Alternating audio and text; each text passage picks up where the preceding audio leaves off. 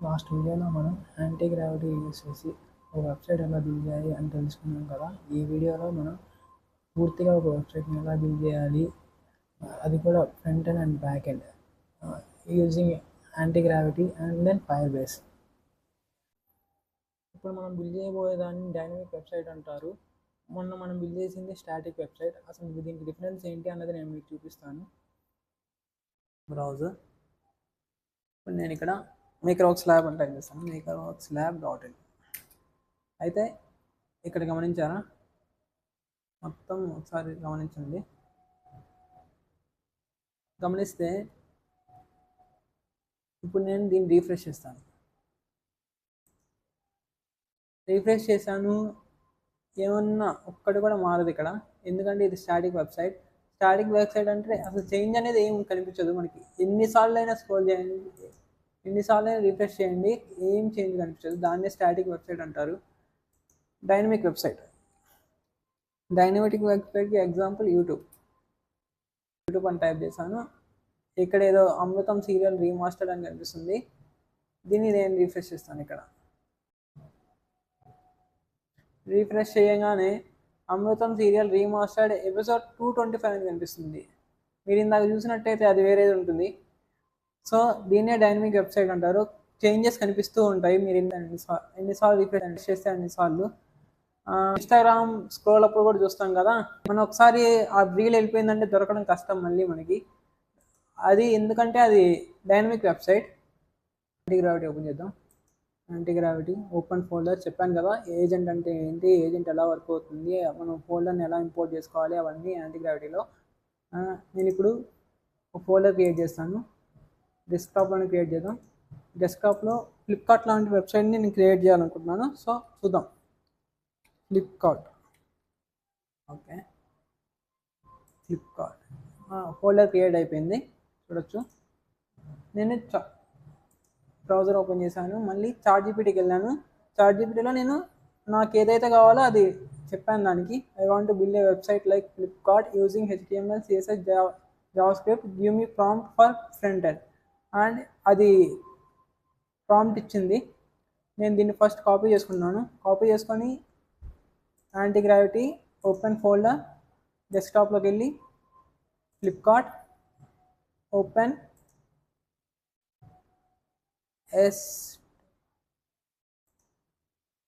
I touch the authors. నేను ఈ ప్రాంప్ట్ని మొత్తం ఇక్కడ పేస్ట్ చేస్తున్నాను.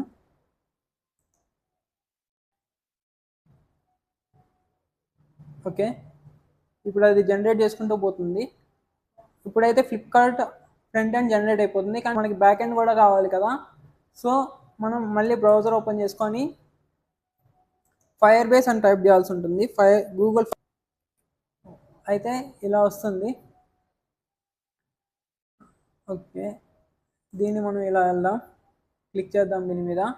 అండ్ దెన్ ఇక్కడ గో టు కన్సోల్ అని ఉంటుంది, చూస్తే మీరు గో టు కన్సోల్ మీద క్లిక్ చేస్తున్నాను. నేను గో టు కన్సోల్ మీద క్లిక్ చేసి నేను ప్రాజెక్ట్ క్రియేట్ చేస్తాను. Project Flipkart, continue continue continue continue. చూడండి,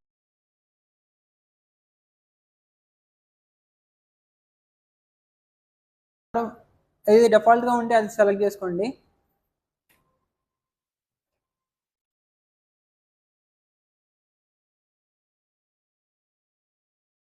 ఈలోపు మళ్ళీ ఒకసారి యాంటీ గ్రావిటీలోకి వెళ్ళేద్దాం, ఏమైనా అడిగిందేమో చూద్దాం. లేదు, ఇదేం అడగలేదు. సో జనరేట్ చేస్తుంది ఆటోమేటిక్గా. ఓకే, ఫ్లిప్కార్ట్లో ఓకే అయిపోయింది. కంటిన్యూ. నా అసలు ఫైర్ బేస్ ఏంటంటే, మామూలుగా మనం మీ కోడింగ్ ఐడియా ఉన్నట్టయితే SQL అని తెలిసే ఉంటుంది అందరికీ.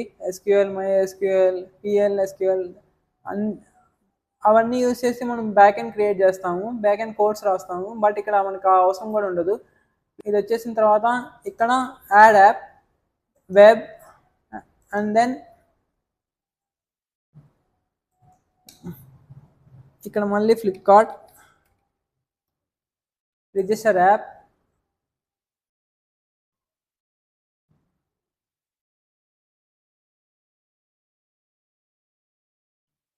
ఓకే, చూసారా ఇక్కడ మనకు ఒక టెక్స్ట్ జనరేట్ అయిపోయింది. సో దీనివల్ల యూజ్ ఏంటి అని మళ్ళీ చెప్తాను, బట్ గుర్తుపెట్టుకోండి కంటిన్యూ టు కన్సోల్. చూడండి ఇలా నార్మల్ ప్లెయిన్గా వస్తుంది, అసలు ఏముండదు ఇక్కడ.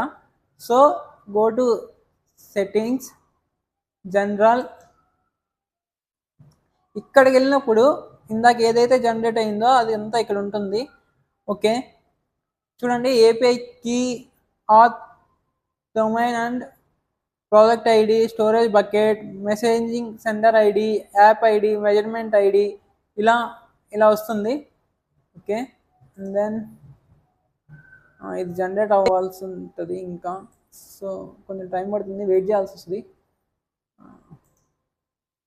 ఓకే, సో స్టోరేజ్ బకెట్ అని ఉంటుంది కదా, ఇక్కడ స్టోరేజ్ బకెట్ని మనం మ్యాక్సిమం యూస్ చేయం, ఎందుకంటే మనం ఫ్రీ వర్షన్స్ యూస్ చేయాలి అని డిసైడ్ అయ్యాం కదా. సో అందుకని నార్మల్గా మీకు స్టోరేజ్ బకెట్ ఎప్పుడు యూజ్ అవుతుంది అంటే, మీరు మీ యాప్లో ఇమేజెస్, వీడియోస్ ఏవైనా సేవ్ చేసి పెట్టుకోవాలి, లేకపోతే కావాలి అనుకున్నప్పుడే స్టోరేజ్ బకెట్ యూస్ అవుద్ది. ప్రాజెక్ట్ ఐడి కూడా యూనిక్ ఐడి జనరేట్ అవుద్ది, ఇవి కూడా సేమ్. అండ్ ఏపీఐకి ఎప్పుడు ఎవరికి మనం ప్రాజెక్ట్ని డిప్లాయ్ చేసేటప్పుడు కూడా ఏపీఐ కీని సెక్యూర్ చేసే చేయాలి. Okay, and then okay things అని కనిపిస్తాయి నార్మల్గా మీరు చూసినట్టయితే, బట్ ఇది ఈ వాట్స్ న్యూ, ప్రోడక్ట్ కేటగిరీస్ ఇవన్నీ ఏం కనపడవు. సో మీరు వరీ అవ్వద్దు, just press on search for products and then ఇవన్నీ విజిబుల్ అవుతాయి. దాంట్లో చూడండి ఇక్కడ డేటాబేసెస్ ఉన్నాయి కదా, data connect, Firestore, real time database, అవన్నీ యాక్చువల్లీ మీరు రియల్ టైమ్ డేటాబేస్ యూజ్ చేయాలి. మీరు ఏదైనా డేటా సేవ్ చేసుకోవాలి ఫ్రీగా అంటే రియల్ టైమ్ డేటాబేసే యూజ్ చేయాలి. ఫైర్ టైమ్ డేటాబేస్కి అయితే మీరు ఏం పే చేయాల్సిన అవసరం ఉండదు. రియల్ టైమ్ డేటాబేస్కి అయితే మీరు జస్ట్ క్రియేట్ చేసి, ఫస్ట్ నేనైతే క్రియేట్ చేస్తాను.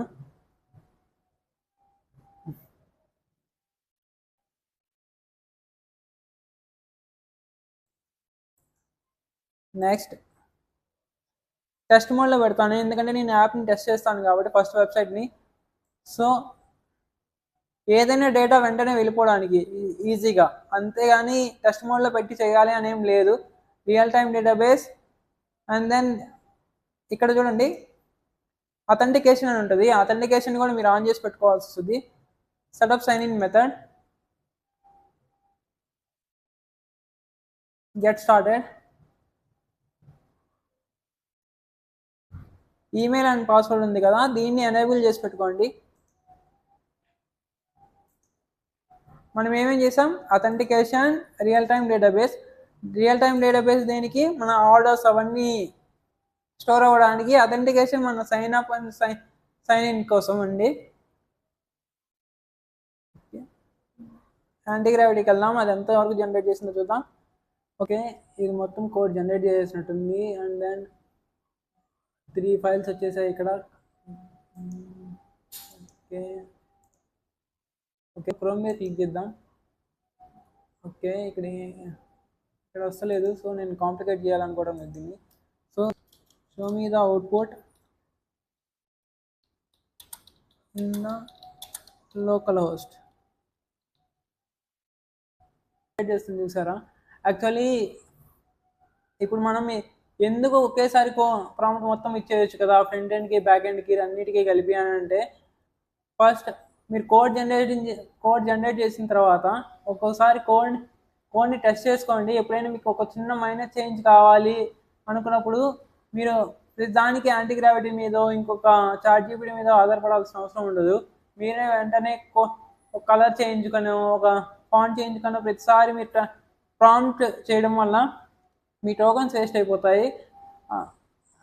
సో ఎంత తక్కువగా యూజ్ చేయగలిగితే అంత మంచిది, ఎందుకంటే టోకన్స్ అన్నవి చాలా తక్కువ ఉంటాయి యాంటీగ్రావిటీలో. అది ఏ ఏజెంట్ అయినా కానీ మీకు చాలా తక్కువ టోకన్స్ ఇస్తారు.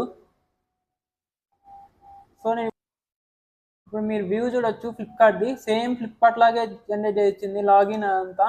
బట్ లాగిన్ అన్న బటన్ అనేది వర్క్ అవ్వదు, మీరు ఎన్నిసార్లు అయినా క్లిక్ చేసి చూడండి, ఎందుకంటే మనం ఆ ఫంక్షన్ రాయలేదు ఇంకా. సో మళ్ళీ వెళ్ళామా, using Firebase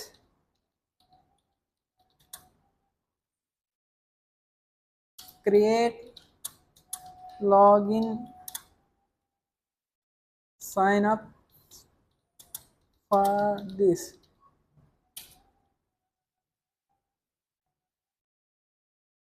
సో ఆ జనరేట్ చేయడం స్టార్ట్ చేసింది.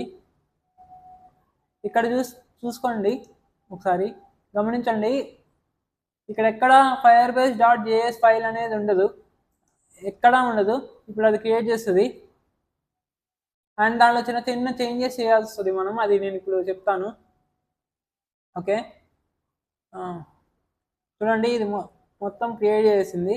అయితే ఇక్కడ చేంజెస్ చూడండి, auth.js and then cart.js, home.js, product.js అని ఈ auth.js ఉంది కదా, ఇక్కడ మనం ఏదైతే ఫైర్బేస్ క్రియేట్ చేసాం కదా ఇందాక, ఫైర్బేస్లో అకౌంట్ క్రియేట్ చేసి ఫైర్బేస్లో మొత్తం ఇదంతా క్రియేట్ చేసాం కదా, ఇక్కడికి వెళ్ళండి సెట్టింగ్స్లోకి, జనరల్, దెన్ ఇక్కడ ఇది ఏదైతే ఉందో అది దీన్ని తీసుకొని వచ్చి యాంటీ గ్రావిటీకి ఇచ్చేయండి.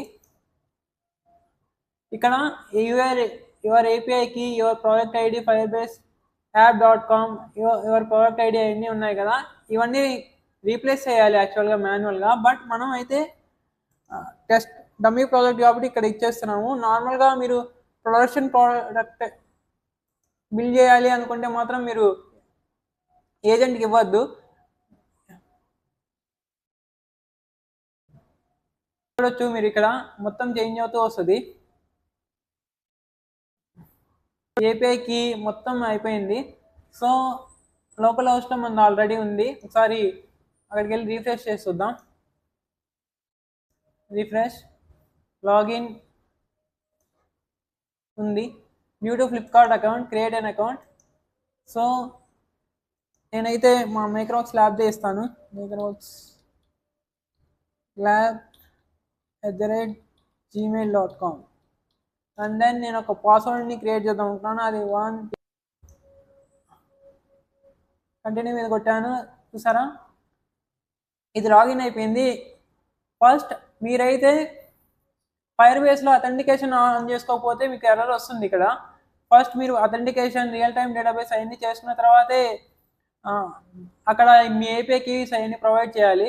చూడొచ్చు ఇక్కడ మేకర్వర్క్స్ ల్యాబ్ వచ్చేసింది.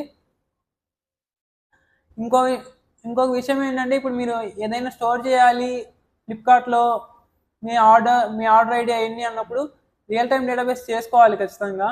అండ్ దెన్ అది కూడా చూపిస్తాను.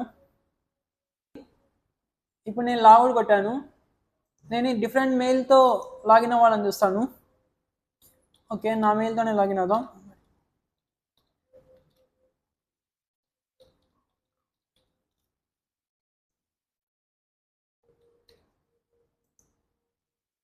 చూడండి ఇక్కడ ఎర్రర్ వస్తుంది, ఎందుకంటే మనం ఈ మెయిల్తో అకౌంట్ క్రియేట్ చేయలేదు కాబట్టి.